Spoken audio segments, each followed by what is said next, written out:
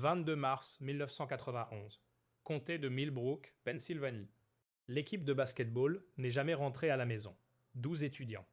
Un entraîneur. Un match de championnat régional dans la ville voisine d'Ashford, à 64 km à l'est. Ils avaient gagné 68-64, la plus grande victoire de l'histoire de l'école. Le bus a quitté le gymnase à 21h47, les phares perçant un léger brouillard qui s'était installé sur la vallée. À minuit, personne n'était arrivé. À 2h du matin, des parents paniqués ont envahi le bureau du shérif. À l'aube, des équipes de recherche ont ratissé l'autoroute 14, la route directe vers la maison. Mais ils n'ont rien trouvé. Pas de traces de dérapage, pas de débris, aucun signe que le bus ait jamais emprunté cette route. Juste du brouillard et du silence, et l'air froid de Mars qui semblait engloutir chaque question. Pendant 33 ans, cela est resté l'affaire non résolue la plus troublante de Pennsylvanie. Une disparition si complète, si inexplicable, qu'elle est devenue légende, chuchotée dans les vestiaires, mentionnée sur les forums de crimes réels. Jamais oubliée, mais jamais résolue. Jusqu'à ce qu'une sécheresse à l'été 2024 fasse baisser le niveau d'eau du réservoir de Millbrook, à son point le plus bas, jamais enregistré. Et là, sous 12 mètres d'eau trouble, le sonar d'une équipe d'inspection a détecté quelque chose de massif. Du métal rectangulaire. Indubitable. C'était le bus. À l'intérieur se trouvaient 11 corps, parfaitement préservés par l'eau froide du lac, toujours attachés à leur siège. Mais le siège 12, la rangée du fond, côté conducteur, était vide. Et caché en dessous, scellé dans un sac plastique étanche, se trouvait un journal intime. Le nom écrit sur la couverture. Sarah Whitmore, numéro 12. Et la première page disait « Si vous lisez ceci, cela signifie qu'ils nous ont enfin trouvés. Mais nous trouver n'est pas la même chose que savoir ce qui s'est passé. Je suis la seule qui se souvient. Et je cours encore. » Le gymnase du lycée régional d'Ashford sentait la sueur, le pop-corn et la victoire. Les Aigles de Millbrook venaient de battre l'équipe locale en prolongation. Et les gradins ont explosé lorsque la sonnerie finale a retenti. 12 joueurs âgés de 14 à 18 ans célébraient au centre du terrain, sautant, criant, se tapant dans le dos. L'entraîneur Martin Graves, 52 ans vétéran du Vietnam, 20 ans d'entraînement, se tenait à l'écart les bras croisés, s'autorisant le plus petit des sourires. C'était le genre d'homme qui croyait que la discipline comptait plus que le talent. Et ce soir, cela avait payé. Le bus part dans 20 minutes, a-t-il appelé. Changez-vous vite, pas de bêtises. L'équipe s'est dirigée vers les vestiaires. À 21h30, ils étaient de retour en vêtements de ville, sacs de sport sur les épaules, toujours portés par l'euphorie. À l'arrière du groupe marchait Sarah Whitmore, 16 ans, meneuse de jeu, discrète, observatrice. Elle avait marqué 14 points, mais n'était pas la plus bruyante dans la célébration. Elle ne l'était jamais. Sarah avait l'habitude d'observer, étudier les visages, écouter les conversations que personne ne pensait qu'elle entendait. Noter des choses dans le petit journal en cuir, qu'elle transportait toujours. L'entrée de ce soir, griffonnée à la hâte avant le match. L'entraîneur vérifie sa montre toutes les 5 minutes. Il attend quelque chose. Ou quelqu'un. Marcus dit que le bus sent bizarre. Comme des produits chimiques. La route pour rentrer est l'autoroute 14. Toujours l'autoroute 14. Mais j'ai entendu l'entraîneur dire au chauffeur qu'on pourrait prendre l'ancien col, si le brouillard devient épais. Il n'y a pas d'ancien col. Elle a fermé le journal et est montée dans le bus.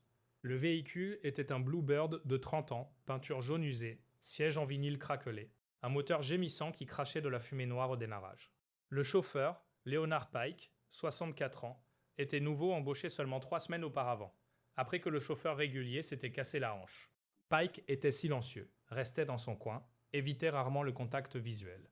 Sarah s'est assise au siège 12, tout au fond, côté gauche. Elle s'asseyait toujours là. De cet endroit, elle pouvait voir tout le monde. Le bus a quitté le parking d'Ashford à exactement 21h47. Le brouillard s'épaississait alors qu'il tournait sur l'autoroute 14, engloutissant les phares dans une soupe grise. 15 minutes plus tard, Sarah a remarqué quelque chose. Ils étaient passés 2 fois devant le même panneau publicitaire. Elle s'est redressée, a regardé par la fenêtre.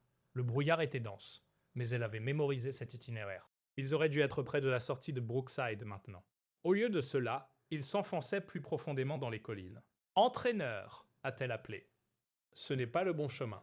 Pas de réponse. Entraîneur. Toujours rien. Le bus a ralenti, puis a tourné brusquement sur un chemin de terre non balisé. Les autres étudiants ont commencé à murmurer. Quelques-uns ont ri nerveusement. L'un des seniors, Marcus Riley, s'est levé. « Yo, chauffeur, où est-ce qu'on va ?» Pike n'a pas répondu.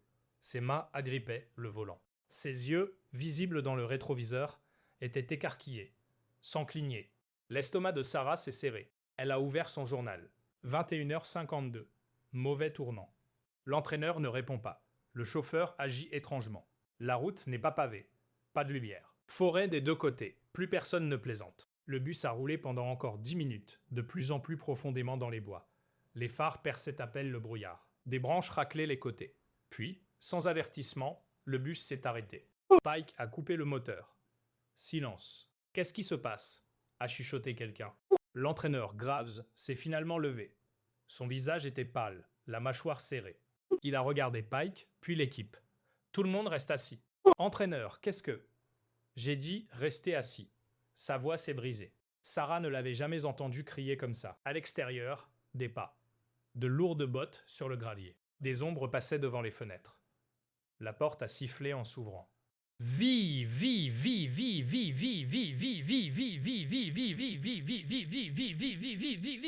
Un homme est monté dans le bus. Grand, peut-être 1,90 m, portant un manteau de laine sombre et un chapeau à large bord qui ombrageait son visage. Derrière lui, deux autres. L'un portait une lampe torche, l'autre un presse-papier. « Bonsoir », dit l'homme calmement. « Mon nom est Dr Émile Voss. Vous avez été sélectionné pour un programme très important. » Personne n'a crié au début.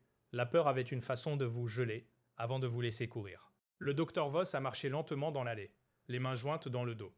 Il se déplaçait comme un professeur inspectant une salle de classe. « Vous avez tous beaucoup de chance », a-t-il continué. « Vous avez été choisis en fonction de vos aptitudes, de votre comportement et de votre potentiel.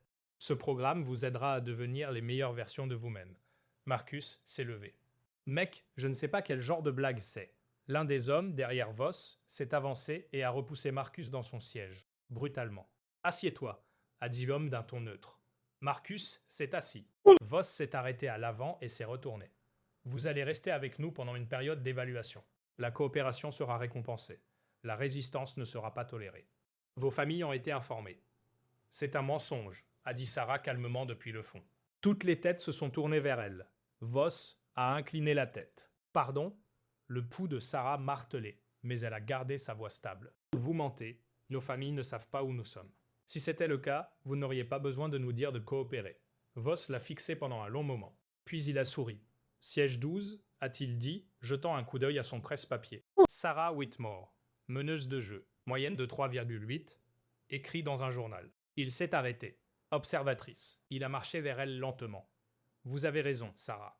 Vos familles ne savent pas encore. Mais on leur dira que vous êtes en sécurité. Que vous faites partie d'une opportunité de formation d'élite. Et ils le croiront parce que les gens croient ce qui les fait se sentir mieux. » Il s'est arrêté à côté de son siège. « Vous cependant, vous apprendrez à ne pas parler sans qu'on vous le demande. » Sarah n'a rien dit.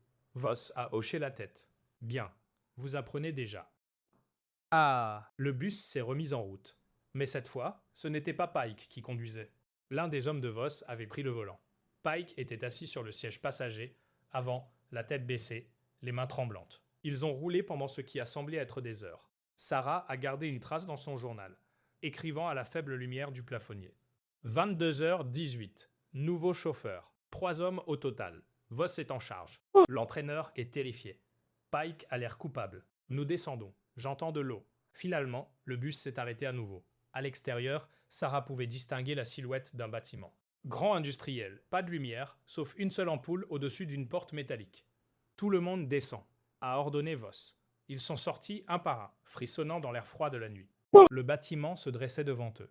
Une ancienne usine reconvertie, supposa Sarah, ses murs de briques s'effritant, les fenêtres condamnées. À l'intérieur, l'air sentait la rouille et le moisi. Des lumières fluorescentes bourdonnaient au plafond, baignant tout d'un vert maladif. Ils ont été conduits dans un long couloir jusqu'à une pièce bordée de couchettes métalliques. Pas de fenêtre. Une porte. « Vous dormirez ici ce soir », a dit Voss. « Demain, votre formation commence. » La porte a claqué. Un verrou a tourné. Pendant un long moment, personne n'a parlé. Puis quelqu'un a commencé à pleurer. Cette revertie nationale a près des 400 000 à 51 cm. Merci. 10 heures. Les jours se sont confondus. Sarah a continué à écrire, bien que son stylo soit presque à sec. Jour 3.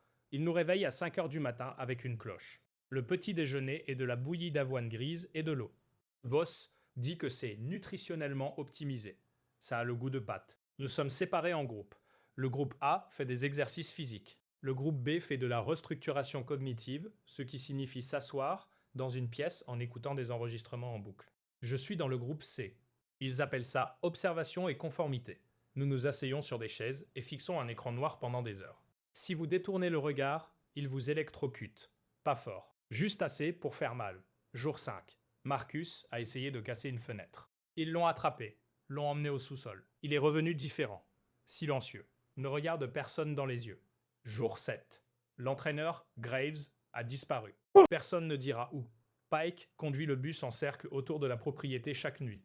Je pense qu'il nous garde. Ou peut-être qu'il est prisonnier aussi. Jour 9. Il nous appelle par des numéros maintenant, pas par nos noms. Je suis 12. Ils disent que les noms sont des distractions. J'écris le mien chaque nuit pour ne pas l'oublier. Sarah Whitmore.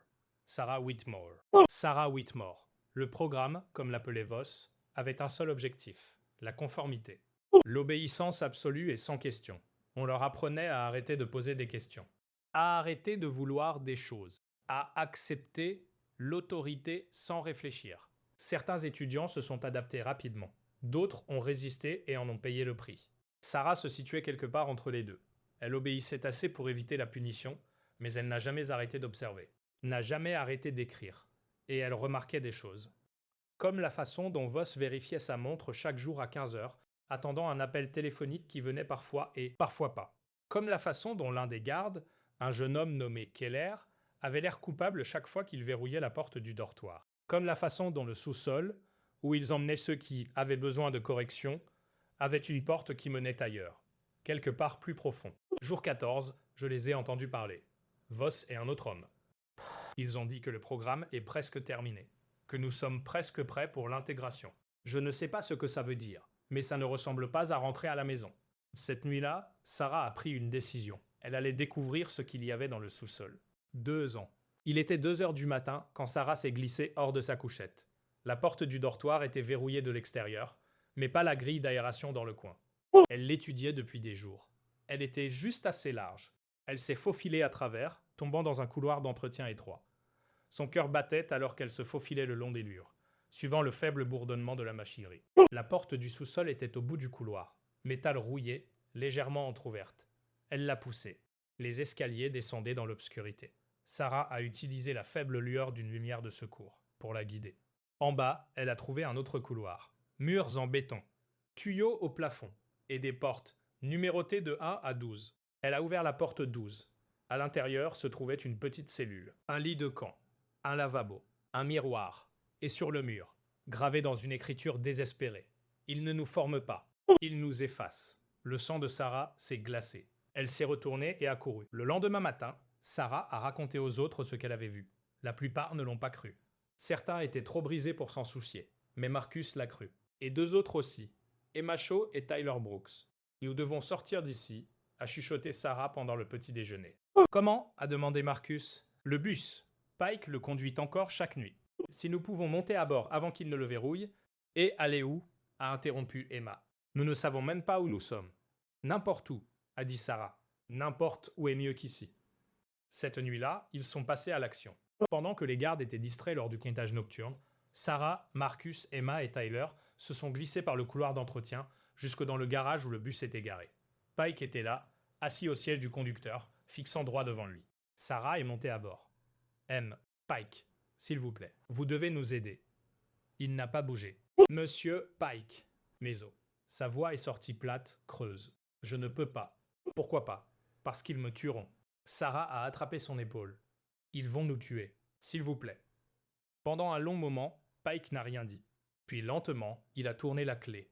Le moteur a toussé et s'est mis en marche. Ils n'ont pas allé loin. Alors que le bus sortait brusquement du garage, des alarmes ont retenti. Des lumières ont inondé le complexe. « Allez, à l'aise !» a crié Marcus. Pike a appuyé à fond, le vieux bus gémissant et tremblant alors qu'il dévalait le chemin de terre. Derrière eux, des phares. Les hommes de Voss arrivaient. « Plus vite !» a hurlé Emma. La route a tourné brusquement. Pike a pris le virage trop fort. Le bus a dérapé, les pneus criant. Et puis, Sarah l'a vu. La route se terminait. Pas par une barricade, pas par un virage. Elle se terminait tout simplement. Et au-delà de l'eau noire. « Erreret !» a crié Sarah, mais c'était trop tard. Le bus est passé par-dessus le bord. L'impact était comme frapper du béton. L'eau a explosé à travers les fenêtres. Le bus a coulé rapidement, le nez en premier, les entraînant dans les profondeurs noires et froides du réservoir de Millbrook. Les oreilles de Sarah ont craqué. Ses poumons criaient. Autour d'elle, le chaos, des étudiants se débattant, griffant les ceintures de sécurité, frappant les fenêtres. L'eau était glaciale, paralysante. Sarah s'effrayait un chemin vers la sortie de secours arrière. Salut, ami ou amie, voici un semaine à Jar. Sarah s'effrayait un chemin vers la sortie de secours arrière. Elle a tiré sur la poignée. Elle n'a pas bougé. Elle a essayé encore. Rien. Sa vision s'est brouillée. Sa poitrine brûlait. Et puis, à travers l'eau trouble, elle l'a vu. Pike. Flottant, les yeux ouverts, immobile, mort. Le bus a touché le fond avec un bruit sourd. Silence. Les mains de Sarah ont trouvé le loquet de sortie une dernière fois. Elle a tiré avec tout ce qu'elle avait. Il a cédé, la porte s'est ouverte, et elle a nagé. Vers le haut, vers le haut, vers le haut. Ses poumons étaient en feu. Ses membres bougeaient à peine. Mais elle a percé la surface. Haletante, suffocant, vivante. Le détective Jonathan Cross était avec la police d'État de Pennsylvanie depuis 12 ans. Mais il n'avait jamais rien vu de tel. Le bus avait été remonté du lac à l'aide de grues industrielles et d'une équipe de plongeurs. Il reposait maintenant sur une remorque plateau, l'eau dégoulinant encore de sa carcasse rouillée. 11 corps avaient été récupérés. Tous encore attachés à leur siège, préservés par l'eau froide et le faible taux d'oxygène. Mais le siège 12 était vide, et en dessous, scellé dans un sac plastique, se trouvait un journal. Cross l'a ouvert prudemment. La première entrée était datée du 22 mars 1991. La dernière entrée était datée du 23 mars 1991. 1h47. Elle disait « Je m'en suis sorti. Je suis la seule. J'ai essayé de retourner les chercher, mais le bus a coulé trop vite. J'ai nagé jusqu'au rivage et me suis caché dans les bois. J'ai entendu les hommes de Voss chercher. Je les ai entendus dire « 12 corps. C'est tout ce dont nous avons besoin. Laissons la 12e se noyer. » Mais je ne me suis pas noyé. Beau s'étale d'Œuvronne comme ce n'est à venir. 8. Mais je ne me suis pas noyé. J'ai marché pendant 2 jours jusqu'à ce que je trouve une autoroute. Un routier m'a prise. Je lui ai dit que je m'étais perdu. Il m'a cru. Je ne suis jamais rentré à la maison. Je ne pouvais pas. Voss m'aurait trouvé. Alors j'ai disparu. J'ai changé de nom. J'ai déménagé vers l'ouest. 2 s'atteste D7 2 septembre, mars le phare à 18. J'ai vécu, mais je n'ai jamais oublié. Et je n'ai jamais arrêté de courir. Cross a fixé la dernière page. Griffonné en bas. Mon nom est Sarah Whitmore. J'avais 16 ans. J'ai survécu. Et si vous lisez ceci, cela signifie que vous les avez finalement trouvés. Je suis désolé que ça ait pris si longtemps. Ce soir-là, Cross a reçu un email. Pas d'objet. Pas de nom d'expéditeur. Juste une seule ligne. Merci de les avoir ramenés à la maison. Et une pièce jointe. Une photo d'une femme d'une quarantaine d'années, debout au bord d'un lac, fixant l'eau. Son visage était plus vieux. Ses cheveux étaient gris. Mais ses yeux étaient les mêmes. Le téléphone de Cross a sonné. Numéro inconnu. Il a répondu. Détective Cross, a dit une voix de femme. Calme, stable, fatigué. Qui est à l'appareil? Une pause. Siège 12. Clic. Donc, venez dire battement 7 par point. Amuse-toi, bien, merci. L'enquête sur le docteur Emile Voss et le programme a duré 8 mois. Des dossiers ont été trouvés dans une installation abandonnée à 5 km du réservoir. Des documents détaillant des expériences psychologiques, du conditionnement comportemental, un financement fédéral qui avait été discrètement réacheminé dans les années 1980. Voss n'a jamais été retrouvé. Officiellement, il est mort en 1996, mais le détective Cross a continué à creuser. Et 1 an après la découverte du bus, il a reçu un autre colis. À l'intérieur se trouvait une coupure de journal de 2003. Une photo d'un homme debout devant une école en Oregon. La légende disait « Le directeur Émile Vargas prend sa retraite après 20 ans. » Le visage était indubitable. Cross a pris l'avion pour l'Oregon la même semaine. Mais au moment où il est arrivé, la maison était vide. Sur la table de la cuisine, une note. « Vous vous rapprochez, détective. » Mais pas assez. Il y a encore d'autres lacs. 12.